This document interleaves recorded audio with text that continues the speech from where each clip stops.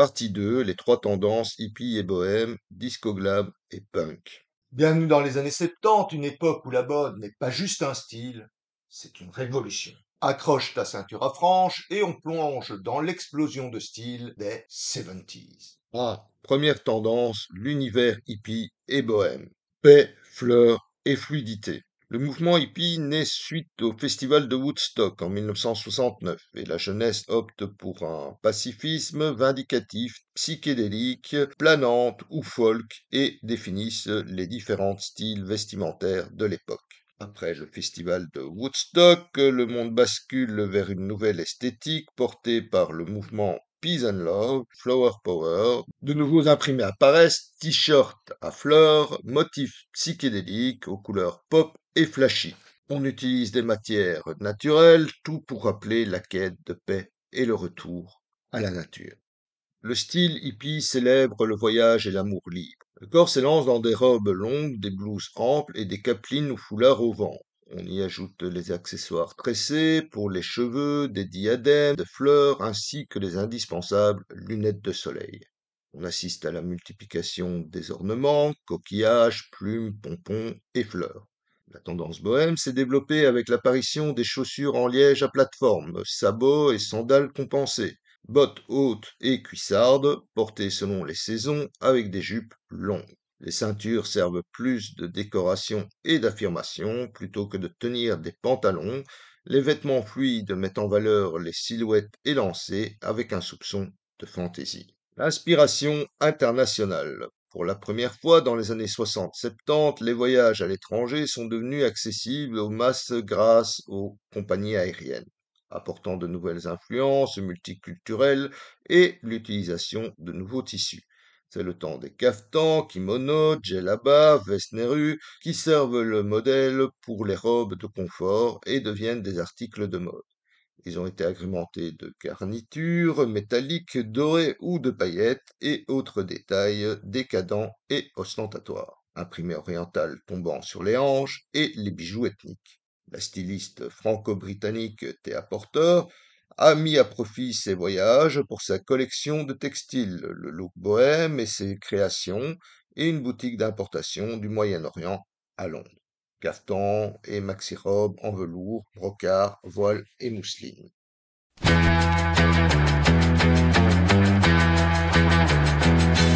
On the edge of dawn we chase the sound with the beat of our hearts, the pulse on the ground. Springs will shimmer like the morning sun in this cosmic space we're forever young. So loud, so bright, feel the energy, it lifts you high as this world in this dance that our spirits fly. We'll paint the skies with colors that shine.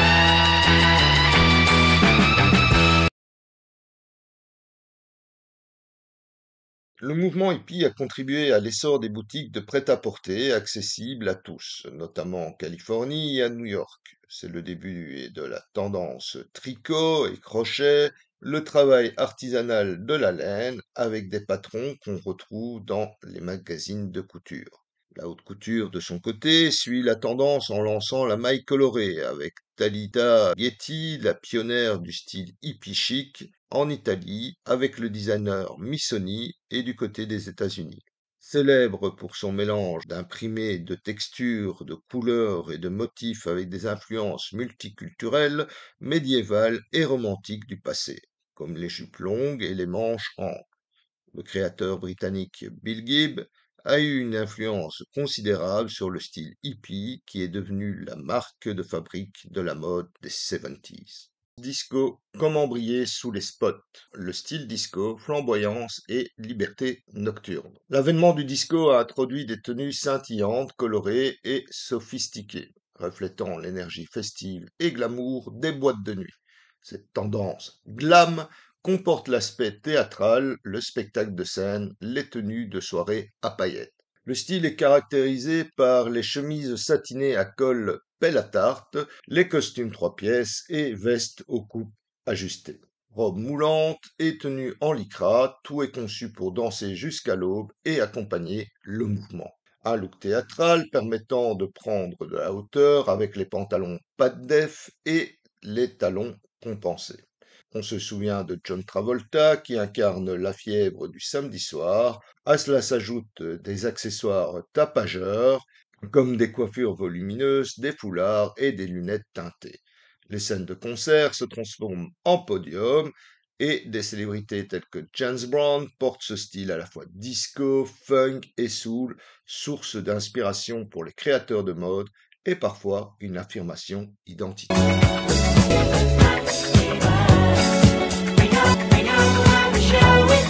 Révolution textile, l'ère du synthétique, les tissus innovants. Les années 70 sont marquées par l'essor des fibres synthétiques comme le polyester ainsi que l'adoption de nouveaux matériaux comme la suédine imitant le daim. Ces matériaux légers, sans repassage et faciles à entretenir, accompagnent la diversité des styles et la démocratisation du prêt-à-porter. Les tissus stars, incontournables pour briller sous les projecteurs. Les tissus sont associés au métal. On fait appel à des matières scintillantes, le lamé, le lurex, le polyester brillant et les paillettes qui captent les lumières des boules à facettes et reflètent l'exubérance de la nuit. Le lamé transforme chaque tenue en donnant un effet glamour et festif avec ses reflets métallisés, or, argent ou bronze.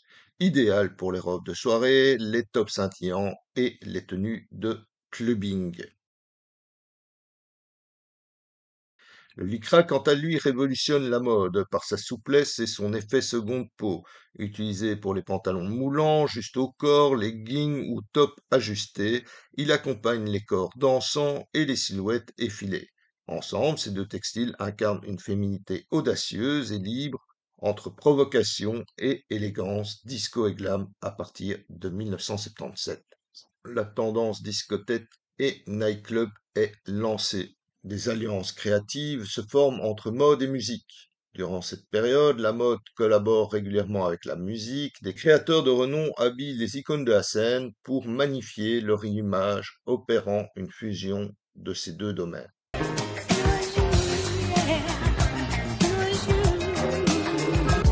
I want you just the way you are.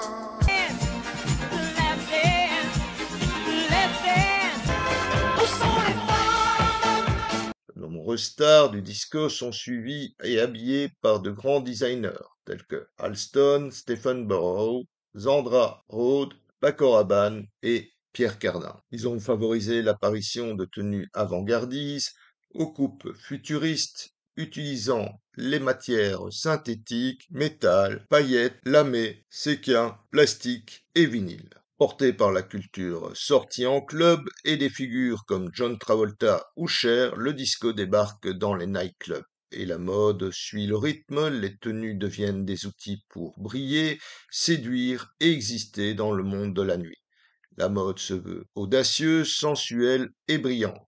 La mode disco incarne l'énergie festive des clubs mythiques avec l'ouverture du Studio 54, le temple très sélect du disco à New York. Le phénomène est renforcé, les invités sont triés sur le volet, en général stylés ou célèbres tels que Andy Warhol, Liza Minnelli, Mick Jagger ou encore Elton John.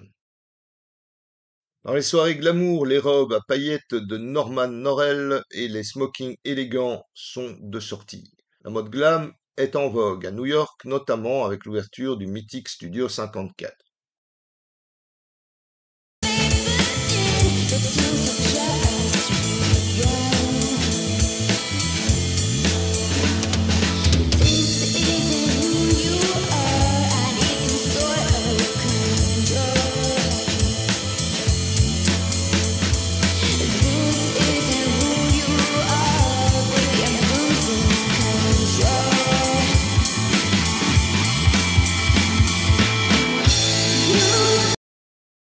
Jan von Furstenberg qui révolutionne la mode avec la wardress, donc les robes portefeuille en jersey, la robe soirée enveloppante, fluide et adaptée à toutes les morphologies. Bill Blass propose des vêtements en lurex métallisés à séquins, ou bien en soie des robes de cocktail discrètes et raffinées. Tous les pans de la mode s'appuyaient sur une féminité affirmée, robe dos nu en jersey ou Ultra Suède, tenue emblématique créée par Alston. Le secteur a connu les développements de la culture pop, combinaison disco, tenue sportswear et donc ton flashy, couleur pop et color blocking.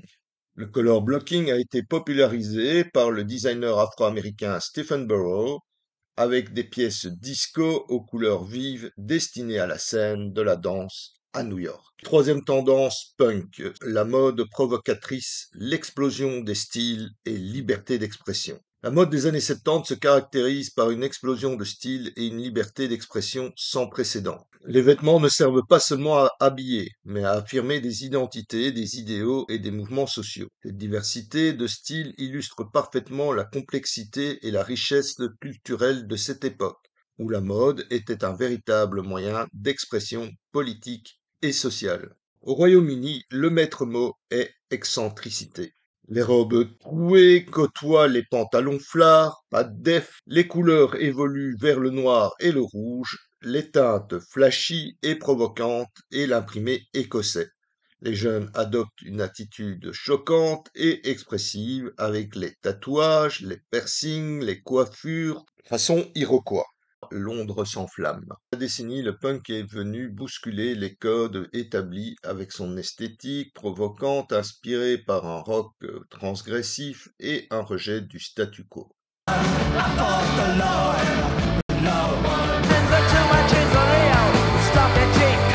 À cette époque, Vivienne Westwood habille David Bowie et les Sex Pistols, un coup de t-shirt imprimé au slogan provocateur et anticonformiste. Le contexte économique de récession et le climat politique favorisent les mouvements de protestation et de contre-culture.